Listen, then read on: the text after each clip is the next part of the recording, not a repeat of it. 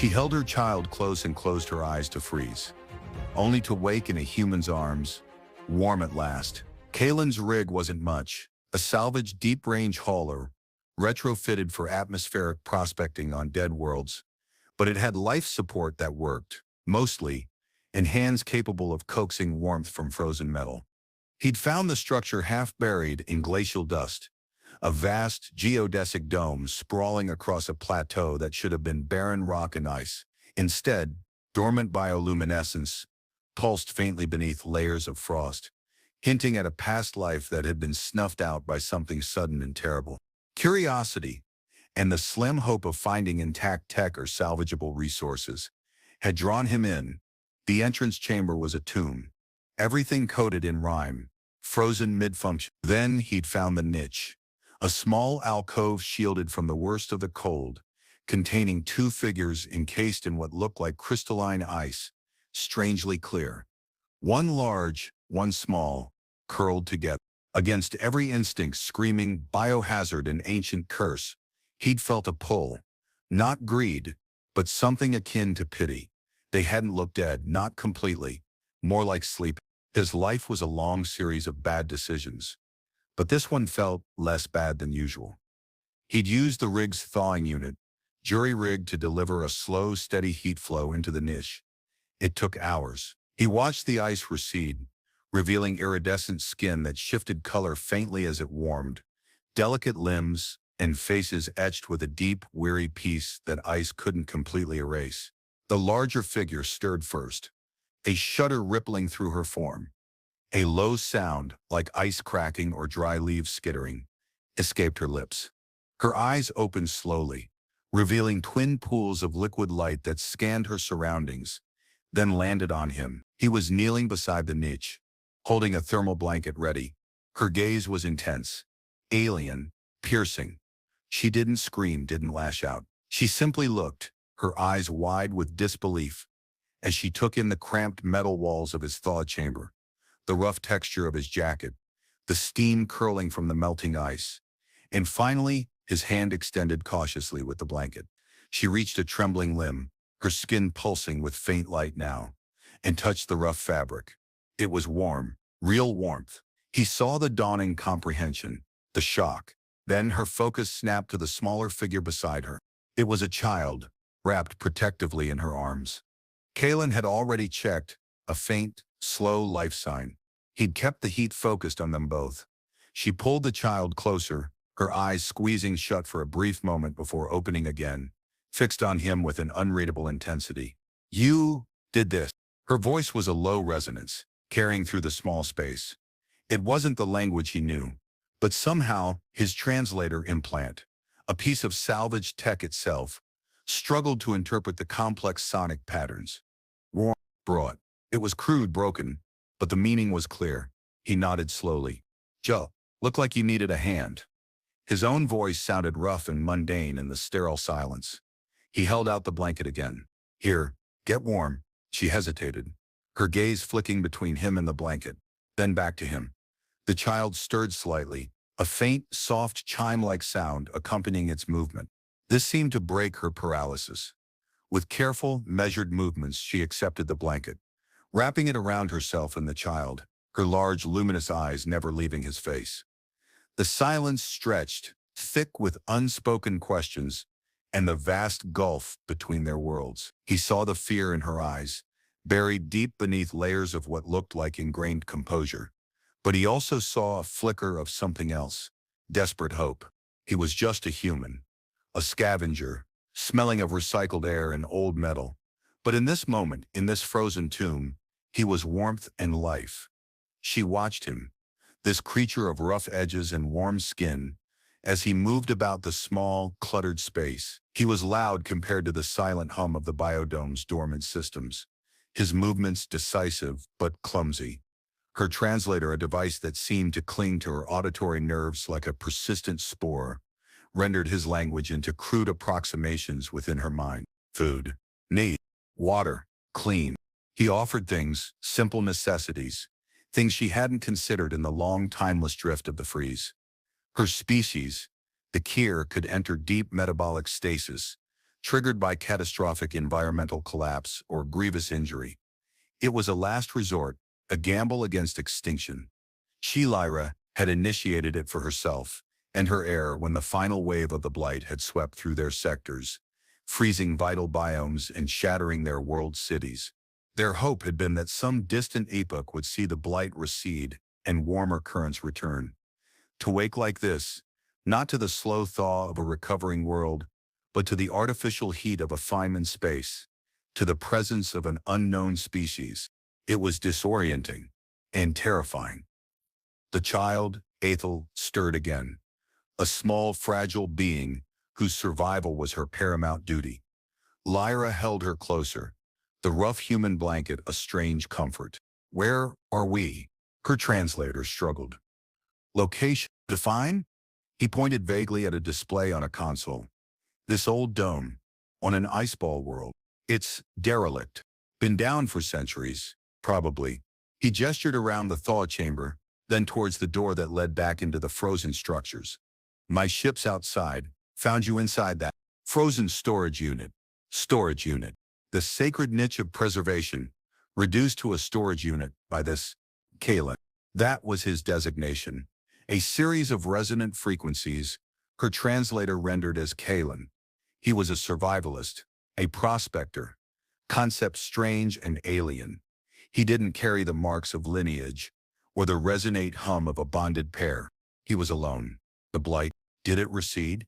She asked, her voice tinged with desperate hope. Environmental collapse. Retreat? He scratched his head. Blight? Don't know about any blight. Just cold out there. World's dead. Her internal light dimmed slightly. Dead. Not recovered. The freeze had saved them from the blight, but delivered them into a new, frozen silence. Other Kyre. Are there others? She pressed, scanning his face for any sign of recognition. Other life forms. Species, kin. He shook his head, a negative gesture she was beginning to understand. Haven't seen anyone. Just you two. Dome's empty. Despair flickered. She was the last. And Ethel was the only hope for succession. The weight of it was crushing. She had to protect the child. At all costs. This human, Kalen, was a variable, potentially helpful, potentially a threat. He seemed harmless, so far, clumsy, yes, but his eyes, though lacking the luminous depth of her own species, held a certain kindness, or perhaps just curiosity. He offered her a small, hard bar of something that smelled vaguely of processed minerals. MRE ration, he explained. Edible, sort of. Nutrient block. Safe? She hesitated. Then, remembering Ethel would need sustenance soon, she took it carefully. Survival required pragmatism. She would assess this human, and this strange, warm enclosure, and formulate a plan. Days blurred into a strange rhythm within the confines of Kalen's small living quarters, and the thawed areas he'd managed to establish within the ancient dome. The external threat solidified. Automated probes from a mining collective, the Stellar Claims Corporation, began sweeping the sector. Kalen explained, in his direct, blunt way, that these corporations were like scavengers, picking over dead worlds for ancient tech or rare minerals, and they weren't particular about who they pushed aside. Their presence meant danger. They couldn't stay here.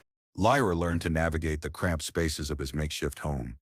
Her species were accustomed to vast, open biodomes, resonating with the pulse of living systems. This metallic box felt stifling, loud with the constant thrum of his life support and the crackle of his communication systems as he tried, fruitlessly, to raise anyone, anywhere. He taught her the rudimentary functions of some of his tech, how to operate the water purifier, how to identify ration types.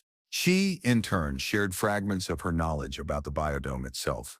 It wasn't just a structure, it was a living archive designed to preserve not just life, but the resonate history of her lineage. Parts of it, she explained, could still be functional, perhaps even protective, if they could access them.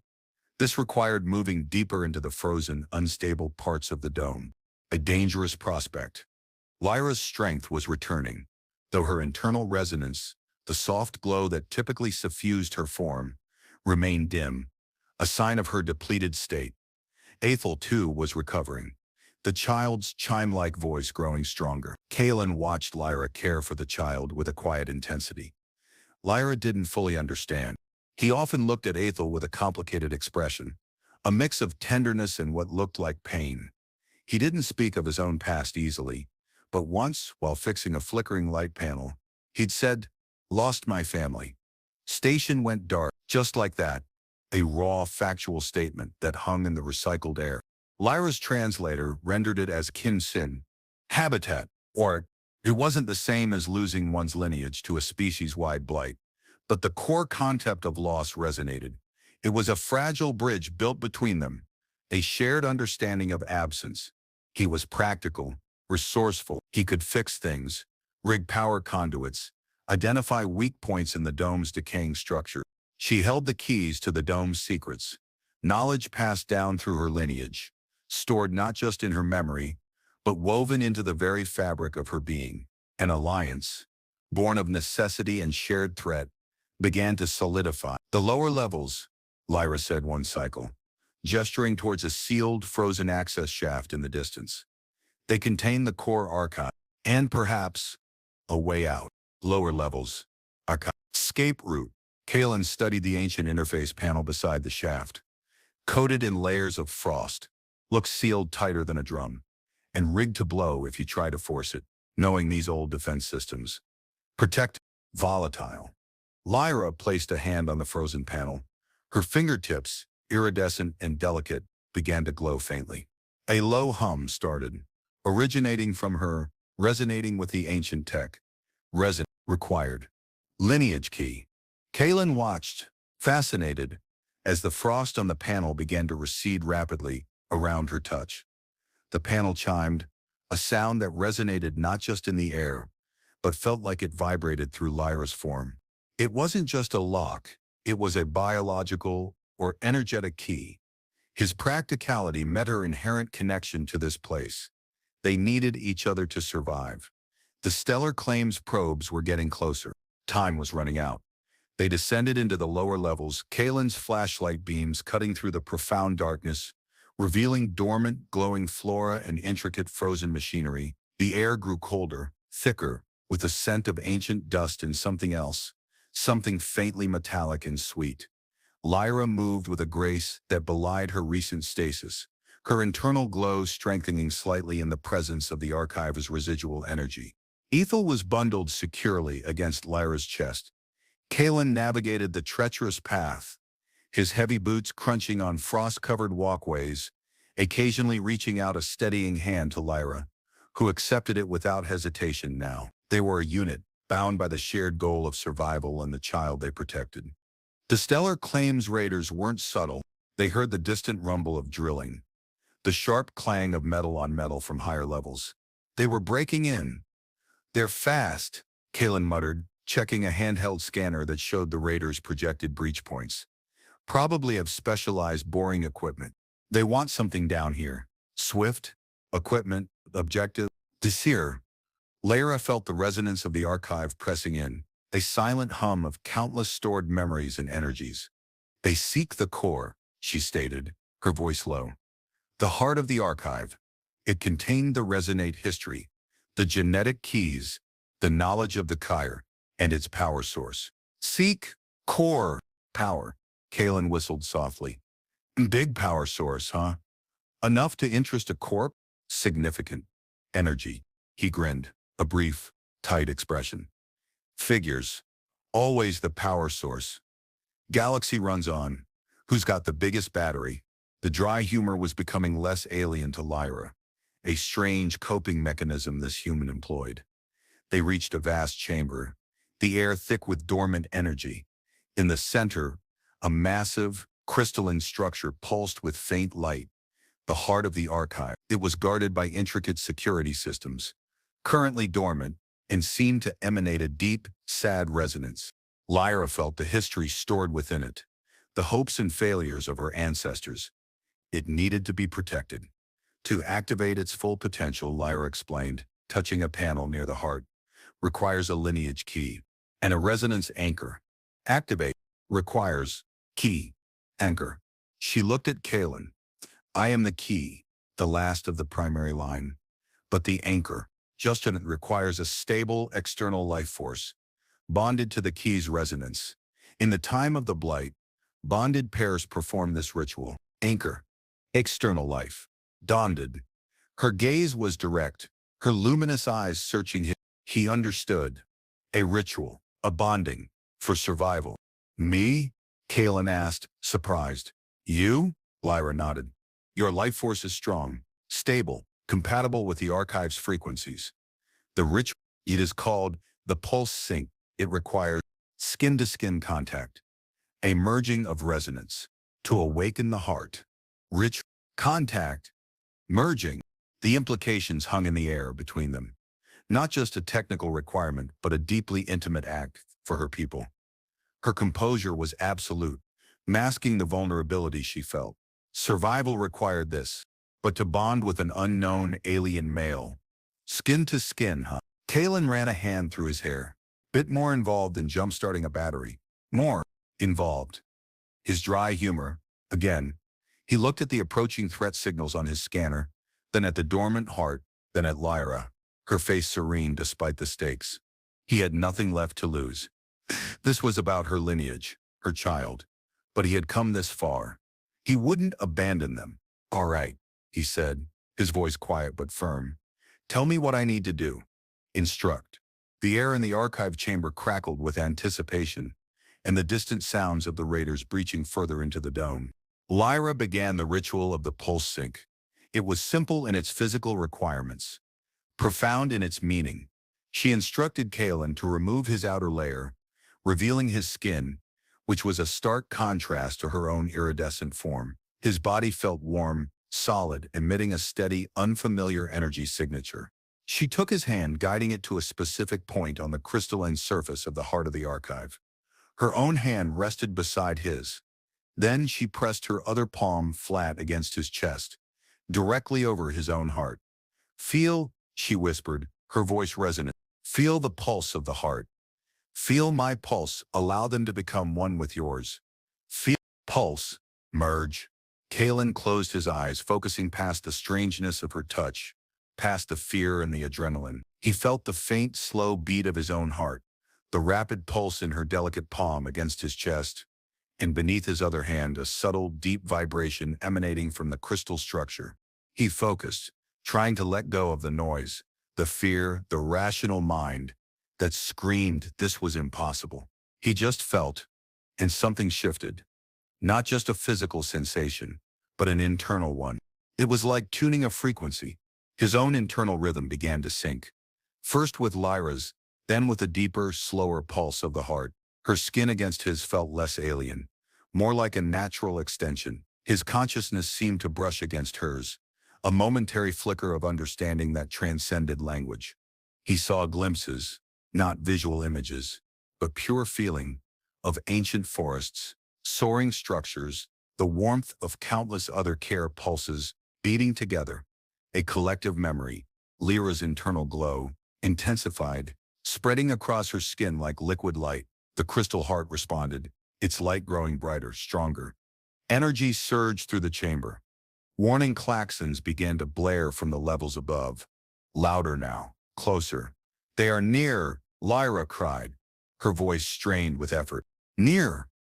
The synchronicity needed to be complete, absolute. Kalen focused harder, his own tones hammering in his ears, yet calming as it matched the powerful rhythm of the heart. The resonance between him and Lyra deepened, a tangible connection forming between their minds, a silent exchange of vulnerability and trust forged in the crucible of necessity. He felt her fear for Ethel, sharp and pure, and her unwavering resolve. He projected his own, a grim determination to protect what little life he had found left in this dead place. The heart pulsed violently, a blinding flash of light filling the chamber. Kalen gasped, the sensation overwhelming, like his very atoms were realigning. When the light subsided, the heart of the archive was fully active, humming with immense power, and on Lyra's wrist, and mirrored faintly on Kalen's own forearm. A faint, intricate pattern of light appeared, pulsing with the rhythm of the activated heart, a bond mark. Bond mark, established. The ritual was complete. The consequences, however, were just beginning to unfold. The activation of the heart of the archive sent a surge of energy through the biodome, causing dormant systems to flicker to life and, more importantly, creating a powerful energy signature that would draw the raiders directly to them. There was no more hiding. The heart shield protocol should be active now, Lyra said, her voice trembling slightly from the energy transfer, but her inner glow now strong and steady. Shields, active, but they won't hold for long against sustained fire. They'll try to breach the chamber. Chamber. Kalen was already moving, checking the chamber's entry points, scanning for structural weaknesses. The bond mark on his arm felt warm, a strange, constant connection to Lyra and the thrumming heart. It was more than just a mark. He could feel Lyra's presence through it, a faint echo of her emotions, her focus. It was disorienting, intimate, and utterly unprecedented in his solitary life. "All right," he said, adrenaline sharpening his focus. Old military training kicking in. We use the dome's layout against them. Any defense systems we can route power to. Defense systems? Lyra accessed the archive's data streams mentally through the heart. There are automated guardians, tied to the shield matrix, but they require activation codes and a command interface. Guardians require codes, interface. The raiders began pounding on the reinforced door to the chamber, energy weapons spitting against the shield. The sound was deafening. Ethel cried out, startled by the noise. Lyra held the child closer, her gaze fixed on Kalen. "The interface requires a paired resonance," she explained, her voice urgent. "A bonded pair. Only then will it grant access." Interface, paired resonance. She looked at their bond marks. The pulse sync wasn't just symbolic, it was functional. "A key, you and me," Kalen stated. Understanding dawning.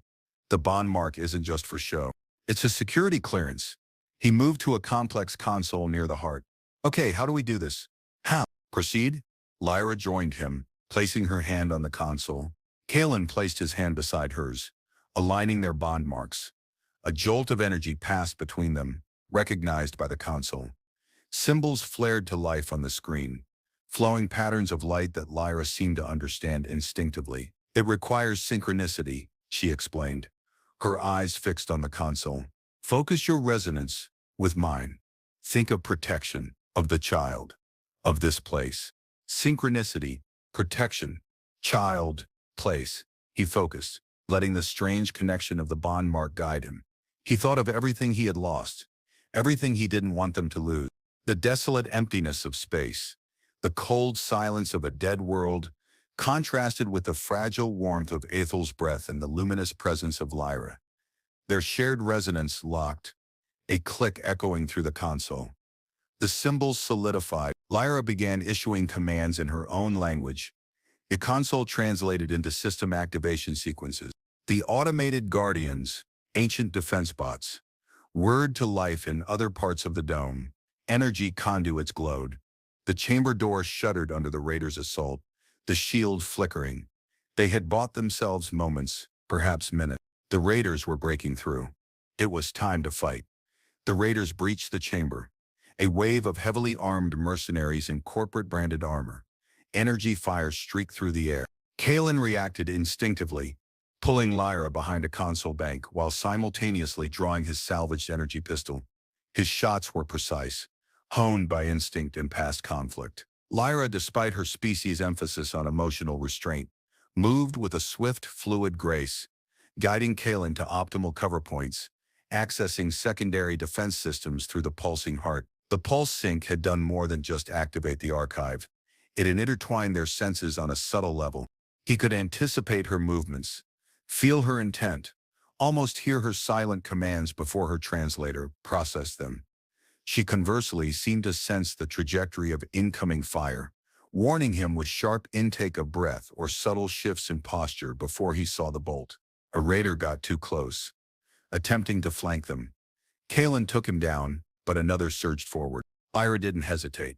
Drawing a dormant ritual weapon she'd activated through the heart, a staff of glowing crystal, she met the raider with surprising force, deflecting its weapon and emitting a high-pitched sonic pulse that disoriented it, allowing Kalen to finish the job. That staff, Kalen grunted, reloading. It packs a punch. Weapon, ritual, amplifies, resonance. The fight was intense, brutal. Raiders fell, but more kept coming, determined to reach the heart. Kalen fought with a grim desperation he hadn't felt in years, not since his own world had fallen. He wasn't just fighting for himself, he was fighting for them, for Lyra, for Ethel, for the faint hope of a future represented by the archive. In the chaos, a raider's shot went wide, striking a support column near Ethel, who was shielded but terrified. The column buckled. Lyra cried out, moving instantly towards her child, exposing herself. "Lyra, no!" Kalen yelled, diving forward, tackling her out of the way just as debris crashed down. They landed hard, tangled together amidst the dust and smoke. His arm was around her, protecting her body. Her face was inches from his, luminous eyes wide with shock and fear for her child. The intimate contact, the shared adrenaline, the raw fear and relief of that moment was overwhelming. The bond mark on his arm flared hot, echoing the intensity of their connection. He felt her pulse hammering against his chest, mirroring his own frantic beat. In that instant, surrounded by death and destruction, everything else fell away. There was only the two of them, clinging to existence, their very beings resonating with a primal need for survival, for connection. A raider spotted them, raising its weapon for a killing blow. Kalen reacted instantly, shielding Lyra with his body, raising his pistol. But Lyra was faster. With a surge of power, her internal glow pulsed violently, radiating outwards. The raider recoiled, its armor smoking, momentarily stunned. Kalen used the opening, firing a series of shots that neutralized the threat. They lay there for a moment longer, catching their breath, the sounds of battle fading as the activated guardians finished off the remaining raiders. The chamber was damaged, filled with smoke and the acrid scent of energy weapons.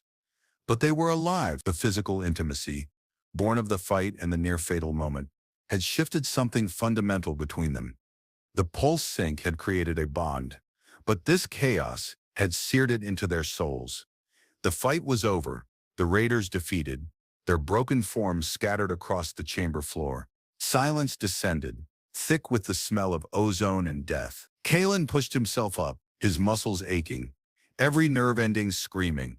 He helped Lyra to her feet. Ethel, miraculously unharmed, but shaken, cried softly. Lyra gathered her child into her arms, murmuring soft, chimes-like reassurances in her own language. Kalen watched her, the raw maternal instinct, the protective fire that had blazed in her eyes during the fight. It was breathtaking. The bond mark on his arm still pulsed faintly, a constant reminder of the connection forged through ritual and battle. He could feel a residual echo of her fear, her relief, her exhaustion. It was "You okay?" he asked, his voice rough. "Status. Acceptable." Lyra nodded, pressing her face into Ethel's hair. "We are dead, unharmed. Thanks to you, Kalen. Undamaged. Due to you." She looked at him, her luminous gaze holding his. There was no emotional restraint now, only naked vulnerability. The pulse sank, and what just happened? It is significant. Significant? Understatement of the century. He felt it too. Not just a psychic connection, but the physical impact of being pressed against her, the feel of her fragile strength, the shared moment of facing death together. "Yeah," he said, running a hand over his face. Significant.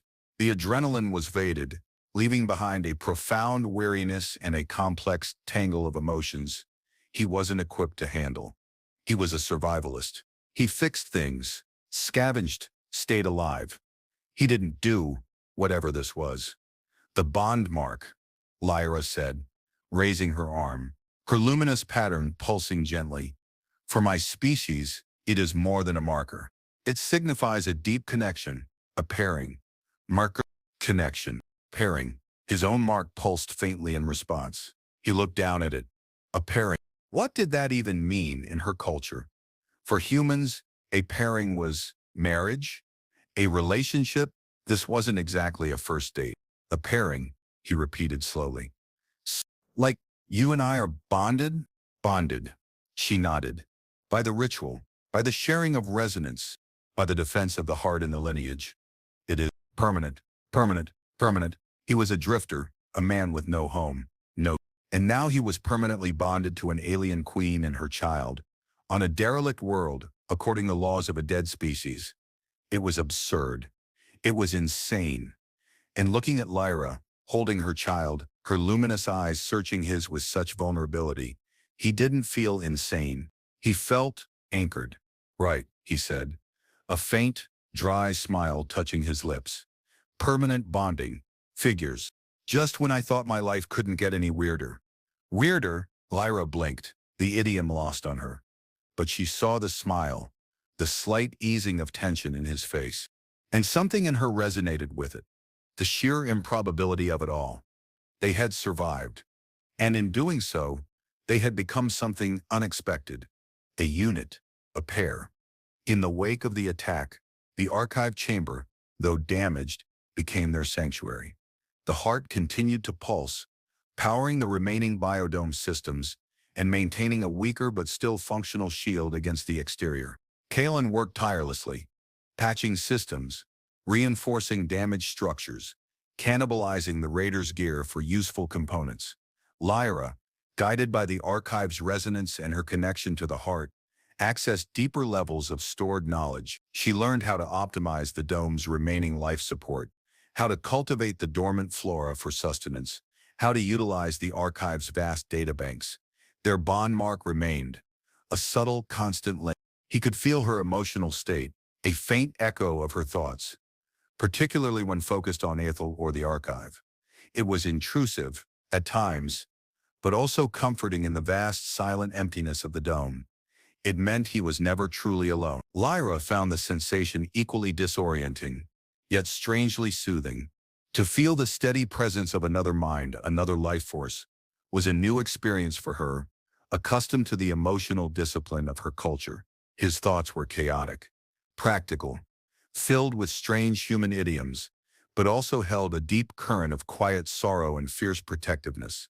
She saw glimpses, through the bond, of his past losses, the pain that drove his solitary existence. It softened something within her, a rigid core of formality she had maintained even in the face of extinction. One cycle, while Kalen was working on jury-rigging a communication array from salvaged parts, Lyra approached him, holding Ethel. The child was asleep. Kalen, she said softly. Kalen. He looked up from his work, his face smudged with grease. Yeah? Lyra hesitated, then spoke, her voice low. The bond mark, the pulse sync. It is not merely technical. It signifies a commitment. In my culture, a joining of life, a marriage. Marriage. Kalen froze, a wrench in his hand. Marriage? He stared at the mark on his arm, then at her. You mean, like, the husband and wife? Husband, wife. She nodded, her luminous eyes unwavering. Yes, it is a sacred pairing, to share resources, responsibilities, lineage. Sacred. Pairing? Share? His mind reeled. Marriage. To an alien queen. Because they jump-started an ancient computer and fought off space pirates. It was so far beyond his normal life it was laughable. Except Lyra wasn't laughing. She was serious, her gaze intense. Eighth is the future of my line, she continued. She requires protection, a stable environment, a co-parent, heir, future, protection, co-parent. The practicality of her statement cut through the absurdity. She wasn't talking about romance in the human hens, not yet. She was talking about survival, duty, lineage. But the word co-parent, that resonated. He had lost his chance at that. You're asking me to be her father? He clarified, his voice quiet. Father? Lyra tilted her head slightly. Not in the biological sense, in the sense of the paired role, the protector, the provider. Anchor, protector, provider, anchor. The weight of it settled on him. It wasn't a casual request. It was a cultural obligation, offered to him because he had been present, capable and bonded. He looked at Ethel sleeping peacefully in Lyra's arms. He looked at Lyra, her luminous eyes filled with a desperate, quiet hope. He thought of his solitary life, the endless wandering, the ache of what was lost. Here, in this forgotten corner of the galaxy, he had stumbled into a family, a purpose. It was terrifying. It was also exactly what he had unknowingly been searching for. "Okay, Lyra," he said slowly. "Put down the wrench. I'll do it. I'll be your anchor, your co-parent." Except a flicker of relief, and something warmer passed through the bond mark from Lyra. The decision felt both impossible and utterly right.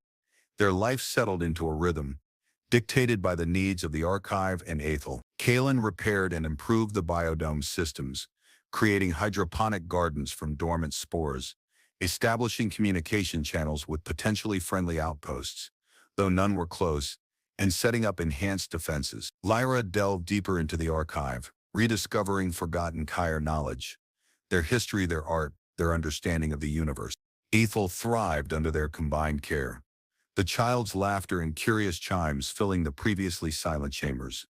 The bond mark remained, a constant, evolving connection. The initial, sometimes jarring echoes of emotion softened, becoming a comfortable background hum, a shared awareness. They learned to communicate, not just through Kalen's clunky translator, but through this resonance, understanding subtle shifts in mood, focus, or need instantly. The physical intimacy born of the fight in Section 7 had not been repeated, yet the bond forged felt deeper, more profound. It was a foundation of shared vulnerability, mutual respect, and the silent, shared promise to protect Ethel and the fragile future they were building. One cycle, deep in the revitalized core of the biodome, surrounded by glowing flora and humming ancient tech, Lyra showed Kalen the Chamber of Resonance.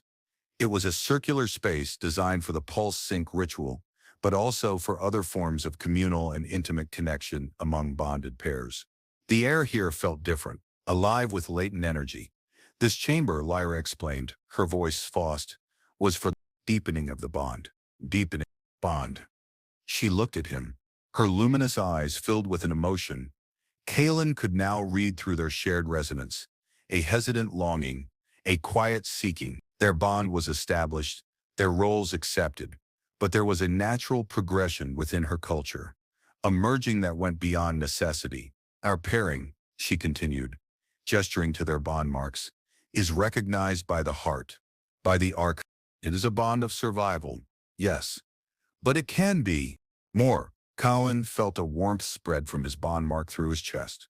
He understood what she was offering, not out of duty but out of a burgeoning feeling, a trust that had grown between them in the most improbable circumstances. The shared vulnerability of loss, the intensity of battle, the quiet intimacy of raising a child together in isolation. It had created a connection that transcended cultural differences. He stepped closer to her in the softly glowing chamber. He reached out, not with a hand meant to fix or fight, but with one meant to touch. He gently traced the luminous pattern on her wrist, the mark mirroring his own. "More, huh?" he murmured, his voice low. "What would that more look like, Lyra?"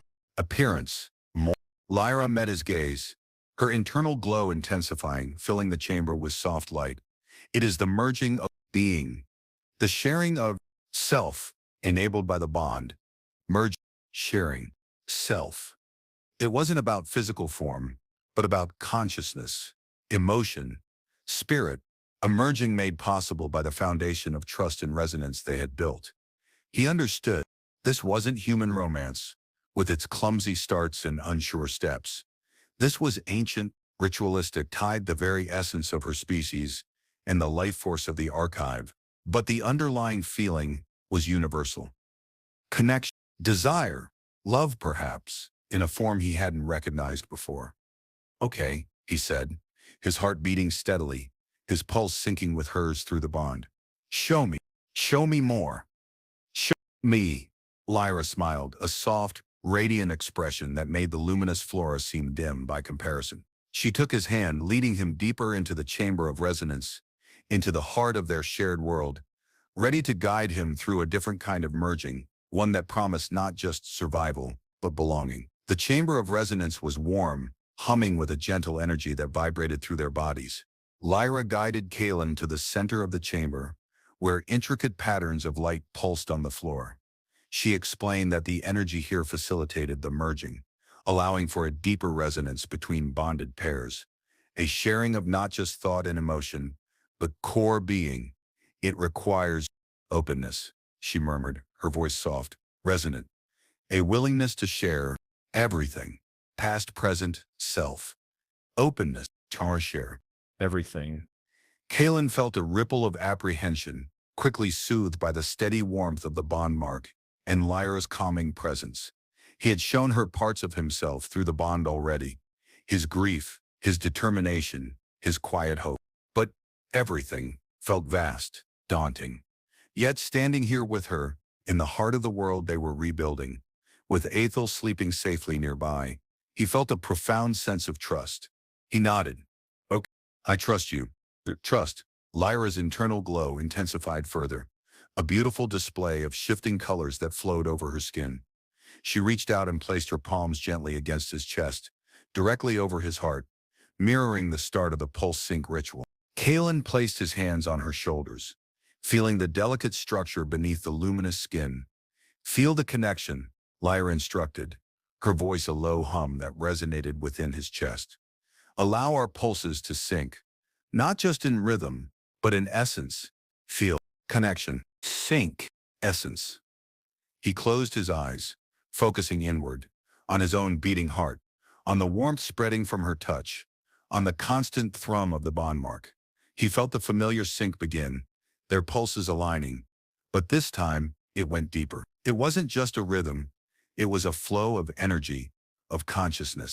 He felt Lyra's presence, not just as echoes, but as a vibrant stream entering his mind, his body. Images, feelings, memories flooded his awareness, not as his own, but as hers, the grace of her movement through ancient, glowing forests, the weight of the crown, the burden of lineage, the crushing despair of the blight, the fierce protectiveness she felt for Ethel.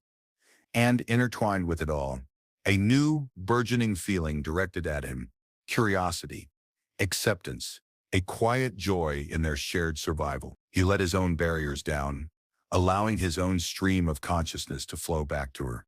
His memories of a different world, blue skies, green trees, laughter and loss, the cold, hard reality of space, the loneliness, the unexpected warmth of finding life hope, her in the frozen silence. It was an overwhelming, beautiful chaos, a merging of two vastly different lives into a single shared experience. Their physical forms seemed to shimmer with light, their bond marks blazing, the energy in the chamber intensified, swirling around them. It was not sex in the way he understood it, but it was profoundly intimate, a complete union of being that left him breathless, exposed and utterly connected to her in a way he never thought possible. When the intensity subsided, leaving them weak but vibrating with latent energy, they remained touching, their foreheads resting against each other. The bond felt different now, stronger, richer, filled with the shared landscapes of their minds. That was Kalen breathed out, searching for a human word that could capture the experience. "Wow. Impressive." Lyra's soft laughter resonated through their bond, a chime of pure joy. "It is the deepening. Now we truly know each other." Know each other. Yes, they did, more deeply than any words could convey, more intimately than any physical act alone. The future felt less uncertain now, anchored by this shared understanding, this merging of worlds within the chamber of resonance. Life in the revitalized biodome took on a new meaning after the merging ritual. The bond between Kalen and Lyra was no longer just a mark of necessity. It was a conduit for a profound, constant intimacy. They moved through their days with an unspoken understanding, their shared consciousness a silent conversation that enriched their spoken words. Ethel's presence was a constant reminder of the lineage they protected, the future they were building. Kalen, guided by Lyra and the archive's vast knowledge, became adept at navigating the ancient systems, not just as a technician, but as someone connected to its living history. He learned to read the subtle shifts in the biodome's energy, to anticipate the needs of the flora, to understand the intricate balance that sustained their small ecosystem. Lyra, in turn, learned about his world through their bond, the strange complexities of human emotion, the resilience of his spirit, his dry humor that still occasionally bewildered her translator, but now made sense through resonance. She discovered a depth of feeling in him that her culture, with its emphasis on restraint, often suppressed. He showed her a different kind of strength, one found in vulnerability and open emotion. They were a strange family unit, a human, an alien queen, and the child heir of a vanished species, carving out an existence in the ruins of the past. They knew the Stellar Claims Corporation was likely still out there, the threat of discovery and renewed conflict ever present.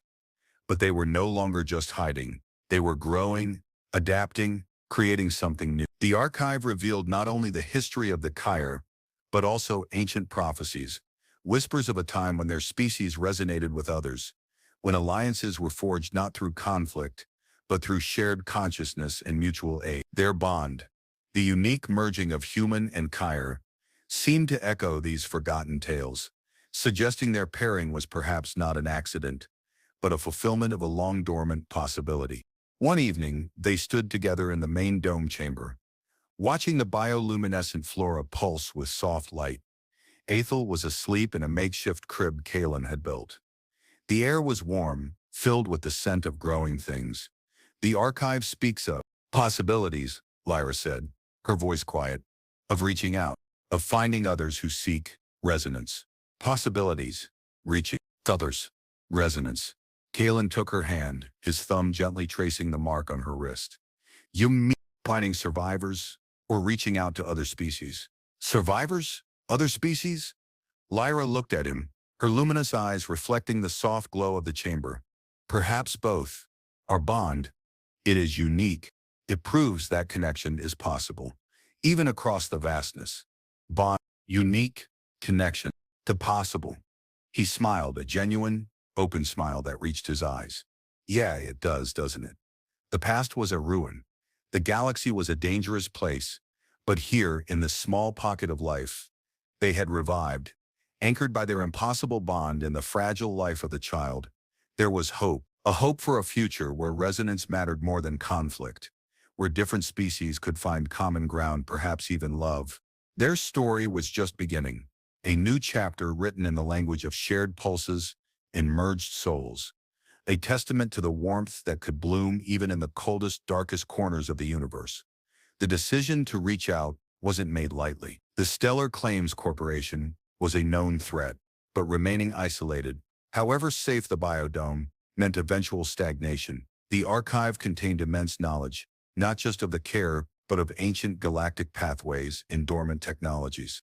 This knowledge was a resource, one that could be used to build alliances, to find others like the Kyre, or even simply to ensure their own long-term survival. Kalen, using his patched-together comms, began sending out encrypted signals, buried deep within ancient Kyre broadcast frequencies, seeking any response that didn't originate from a corporate or known hostile source. It was a slow, painstaking process, fraught with the risk of exposing their location. Lyra, meanwhile, focused on utilizing the archive's energy to expand the viable areas of the biodome, cultivating more diverse flora, and even attempting to reactivate dormant defensive drone systems, integrating them with Kalen's more conventional security measures. Ethel, now more mobile and curious, explored their growing world, her chimes of discovery a constant source of joy and motivation. Their bond deepened with each passing cycle, the merging in the resonance chamber having opened new avenues of communication and understanding. They shared not just thoughts but sensations, the warmth of the sun simulator Kalen repaired, the scent of blooming alien flowers, the tired ache in Kalen's muscles after a long day, the subtle shift in Lyra's internal glow when she accessed a particularly significant piece of archive data. This constant, gentle intimacy was unlike anything Kalen had ever experienced. It was a quiet current of shared life, a constant reminder that he was not alone, that every effort he made was part of a larger purpose, a shared future. One day, a faint, unexpected signal pulsed back through the ancient frequencies. It wasn't corporate, it wasn't military. It was hesitant, an unknown signature, requesting identification and purpose in a language Lyra's translator struggled with, but which resonated with a certain familiarity within the archive's deeper layers. Lyra felt a surge of cautious hope through their bond. "A response," she said, her voice hushed. "Response." Kalen's heart hammered against his ribs. "After so long, a reply. Who is it?" "Identify," Lyra focused, drawing on the archive's data. "The signature. There. It matches ancient records of the Vrel, a species known for uncertainty in archive preservation, a potential ally. Rello, an ally. Not a raider, not a corporation. A species that valued the same things Lyra did. It was a fragile possibility, but it was a start." The message exchange was slow, cautious, building trust across the vastness of space.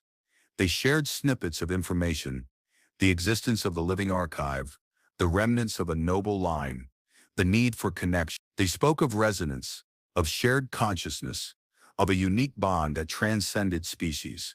The Vara response was one of wonder, then anticipation. They proposed a rendezvous, a meeting in a neutral system. The risk was immense. It could be a trap, but the alternative was continued isolation. They looked at each other, the silent question passing between them through their bond. To stay safe, hidden, to take the leap into the unknown, seeking allies, building a future for Aethel, for the Kyre, for themselves. The decision was mutual, instantaneous through their bond. They would attempt the rendezvous. It meant preparing the biodome for temporary stasis, gathering essential resources, and readying Kalen's old hauler for a journey far longer and more significant than any it had made before.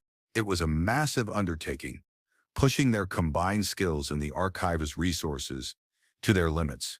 Kalen worked on the hauler, modifying its engines with salvaged care tech for improved jump range and efficiency.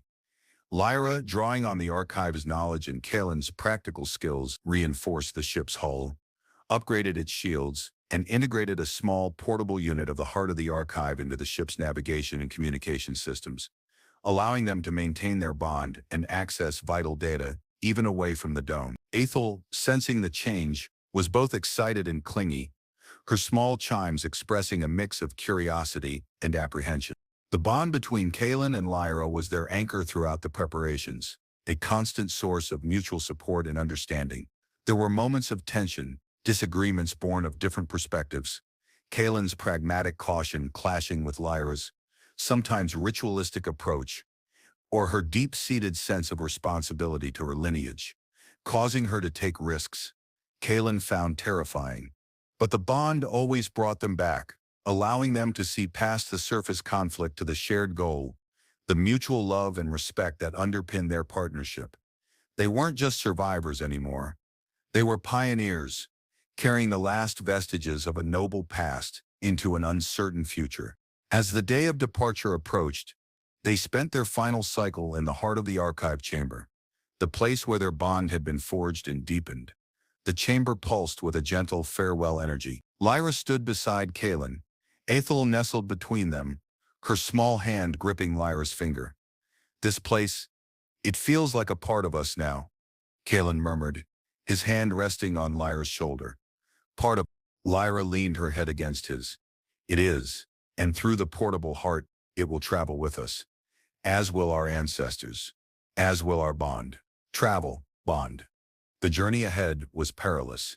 The galaxy was vast and often cruel, but they wouldn't face it alone. They had found each other in the frozen silence, two lost souls from different worlds, and forged a connection stronger than steel or ice. They were a family, unconventional and improbable, united by a shared history they were just beginning to understand, and a future they would build together, pulse by pulse, resonance by resonance, as they prepared to leave the only home they had known together, stepping out of the past and into the great unknown. Kalen looked at Lyra, her luminous eyes filled with both trepidation and radiant hope. He saw the warrior priestess, the desperate queen, the loving mother, and the woman with whom he shared a bond that defied definition. He tightened his arm around her, pulling her closer. "Ready?" he asked softly. "Ready?" Lyra nodded, her inner glow steady and bright. "Ready." Together, Carrying the warmth of their bond and the hope of a new beginning, they stepped out of the frozen archive and into the stars.